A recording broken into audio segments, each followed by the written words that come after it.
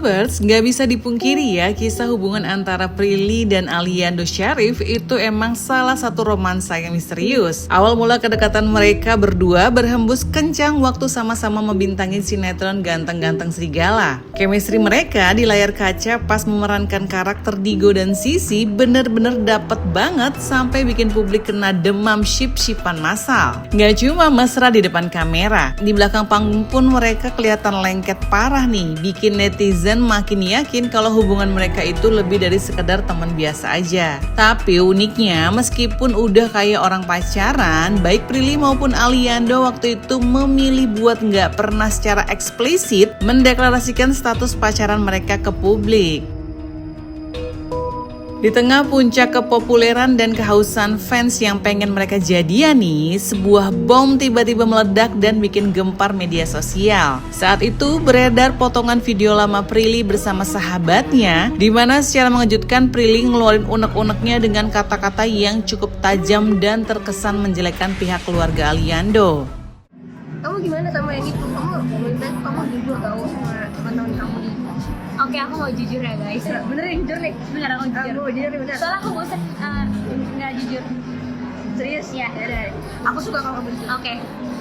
Ini spesial untuk vlog gue kali ini. Gue akan jujur siapa orang yang lagi deket sama gue. Bener ya, aku jujur ya? Jujur dong. Oke. Orang yang lagi deket sama gue namanya adalah Serius? Itu dicobain kan? Terus dia dan gue tuh sama dia tuh udah deket banget sejak awal sinetron dan udah 2 tahun juga dekatnya, dan kita tuh bener-bener deket banget, udah kayak pacaran banget. Cuman emang kita mau publik karena fans kita yang ribet banget dan keluarga dia yang kayak anjing, semuanya kayak anjing. Nah terus tuh gue tuh udah sabar banget sih, tapi ya udahlah nggak apa-apa karena kan udah kayak gitu. Terus gue deket sama 3 cowok, terus saudara dan orang-orang lain. Ya udah semua pada deketin gue gitu, katanya gue tuh bidadari gitu. Terus ya tapi masih belum mau sih, soalnya 3-3-nya kayak masih kaget gitu ngelihat harga tas gue. Jadi gue pengen dapet cowok yang gak kaget ngeliat harga tas gue supaya bisa beliin tas gue banyak. Nah gitu deh tadi curhatan gue. Gue lagi deket sama siapa, akhirnya gue jujur. Akhirnya gue jujur. Nah itulah dia curhatan. Video curhatan yang awalnya murni private itu mendadak bocor dan viral luar biasa. Sampai-sampai bikin barisan haters maupun fans perang dingin di kolom komentar. Sontak aja nih kejadian ini langsung ngerusak citra hubungan mereka yang tadinya adem ayem dan manis. Walaupun masalah video tersebut akhirnya diselesaikan secara kekeluargaan dan dipastikan cuma emosi sesaat, jejak digitalnya tetap membekas lama di pikiran netizen.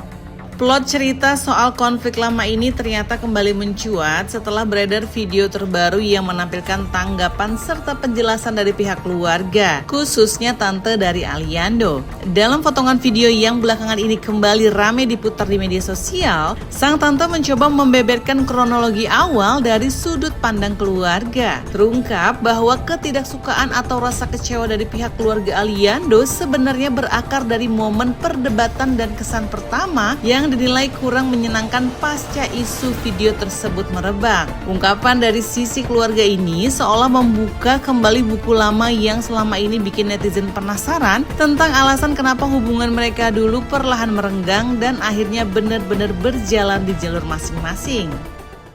Nih gara-gara Budila nih mereka dulu gak bersatu, gara-gara Tuhan belon. Hidup tuh kode dan kodar. No banyak artis-artis yang pacaran kagak direstuin keluarga orang tua, ujung-ujungnya nikah. Berarti kan cintanya labil, berarti kan cintanya mau tanya. Jadi gue berhenti gak megang idola lo karena apa? Karena jauh dari Tuhan. Selalu pada tahu, makanya jadi sakit mental kan. Setelah gue gak megang dia pun dia masih ngejalanin hubungan kok sama si cewek P ini. Masih, dan gue lebih peduli, gue gak peduli, udah. Terus yang gue denger rumor ini yang salah satu nih, gue gak bisa nyebutin, salah satu minta dipublikasi kalau kita pacaran, tapi salah satu gak mau. Komen netizen di kolom komentar ini yang paling seru untuk disimak nih. Aduh temen kok gitu sih? Jadi paham sekarang Prilly ternyata sesakit itu ya jadi kamu. Udah gak usah dibahas lagi deh, udah lama juga. Udah paling bener Prilly sekarang sama Omar aja. Beredar video sebelumnya juga Prilly menyebutkan bahwa dia sempat tidak pernah dapat iklan karena satu orang yang manajemennya tidak mau menjadikan talentnya bersama Prilly untuk jadi brand ambassador bersama. Yang berimbas Prilly kehilangan beberapa pekerjaan dengan jumlah uang yang besar. Di saat aku kehilangan beberapa pekerjaan karena satu orang itu, aku inget banget aku nangis ke orangnya karena jumlah uangnya besar kan iklan itu.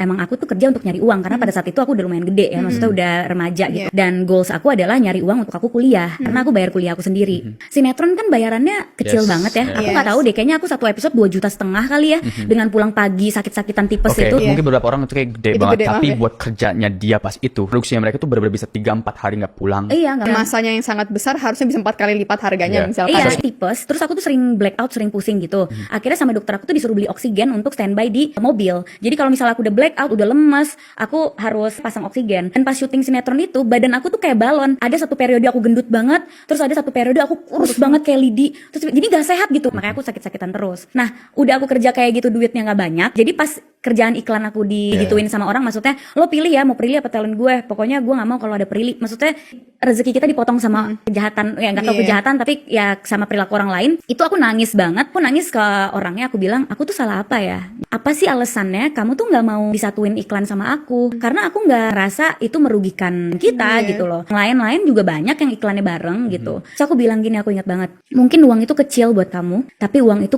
gede banget buat aku. Karena aku nyari uang untuk aku kuliah dan aku ngebiayain hidup aku sendiri gitu. Aku juga mau bantu orang tua aku gitu. Jadi aku sedih aja kalau setiap aku mau dapat iklan disabotase gitu. Terus aku nangis, aku sholat, aku bilang ya Allah, mungkin emang ini bukan buat aku rezekinya gitu. Tapi tolong ya, semoga suatu saat nanti Engkau bisa menggantikan rezeki ini untuk aku bisa ngebantu keluarga gitu. Doa sambil nangis.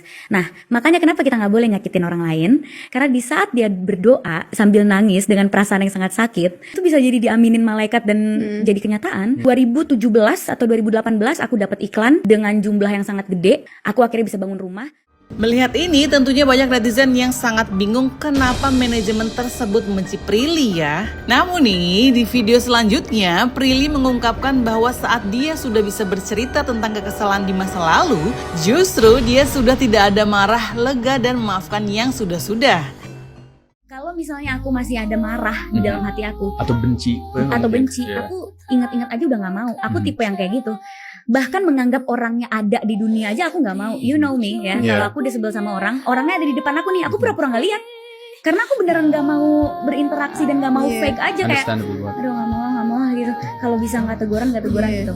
Kalau aku sampai udah bisa cerita pengalaman pahit aku pada saat itu berarti aku udah nggak ada marah. Aku udah lega banget, udah nggak ada marah. Aku udah memaafkan semua yang dulu mungkin aku ngerasanya kurang baik sama aku. Dan aku mendoakan mereka juga untuk punya hidup yang lebih baik dari yang dulu gitu. Dengan menerima semua kebencian yang tidak berdasar, Prilly berhasil membuktikan hingga saat ini nama Prilly makin bersinar dan termasuk dalam daftar aktris papan atas Indonesia. Prilly yang juga terlihat sangat bahagia bersama sang kekasih Omara, baru-baru ini juga menyelesaikan pendidikan S2-nya. Terlihat Omara memberikan ucapan dengan membawa bunga bernuansa pink orange untuk Prilly sebagai ucapan selamat. Yang bikin tambah gemes, Omara juga menyiapkan bunga papan besar dan truk mainan yang dihias bunga dan foto Prilly. Yeay. Apa itu? Lulus. Oh.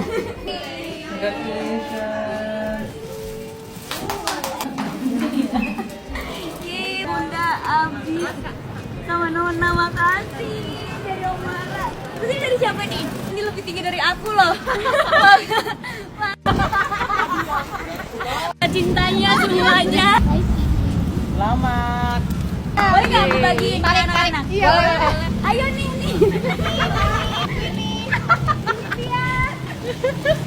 Ayo, mau yang mana? Wih, banyak banget. Presentasi 2 jam loh aku sidang. Oh iya, Lama banget. pertanyaannya banyak. Mantap. Lanjut S3. Kita tuh kayak dengan jempol ya. Ikut juga lagi. Ya, satu. Ya Selebtubers, dari drama panjang dan dinamika hubungan Prilly dan Aliando yang penuh lika-liku dari masa lalu dan masa kini, menurut kalian di Selebtubers, apakah rasa kecewa dari pihak keluarga itu murni hal yang wajar karena video viral lama yang beredar serta komen netizen yang dianggap membuat berita ini berlarut-larut? Atau sebenarnya cuma lantaran miskomunikasi anak muda yang keburu digoreng berlebihan sama netizen nih? Yuk komen di bawah ini ya Selebtubers. Oke, sekian dulu videonya, see you lagi, bye-bye.